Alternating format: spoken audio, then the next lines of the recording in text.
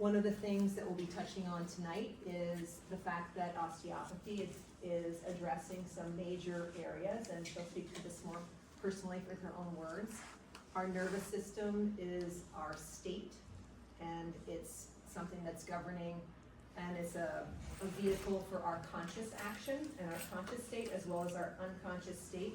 Our autonomics are running our blood pressure and a lot of set points in the body, a lot of hormonal interactions, and coordinating a lot of systems. Breath as a gateway. Lymphatics and detox is something we'll be speaking to a little bit tonight. It's an important aspect of how we need to and can function most successfully when we're letting things flow and we're getting the things that we've decided don't need to be there, those toxins, getting those out, and not just tagging them to leave, but actually having them leave. Biomechanics, which we'll speak to a little bit more.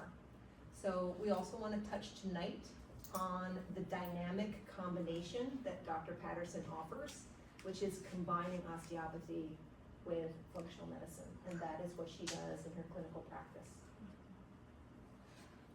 What does osteopathy treat? So we have a slide on that. Then after Dr. Patterson, I'm going to say a little bit about being a practitioner, because if anyone needs to learn how to do that self-care, we touched on that.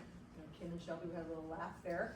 Like, if anyone needs to learn how to practice and pay attention and return to zero on that and being a healthy practitioner, that's me. That's why I run my self-care group, to have that emphasis and to learn and to grow, and not to have it figured out, but to be a learner.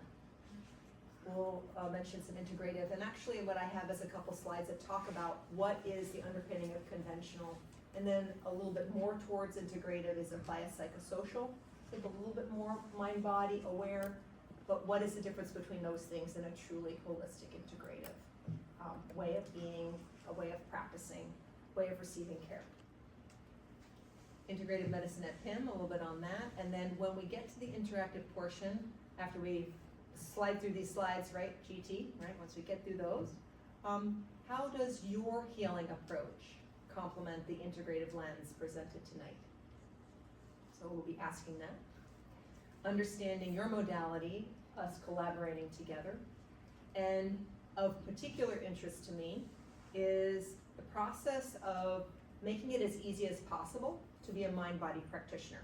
So how to document, but how to do it in such a way that you are as free as possible, as freed up as possible, and not chained to that documentation computer and to the process and to some of those internal patterns we have, like, well, you have to just write it down and do it a certain way.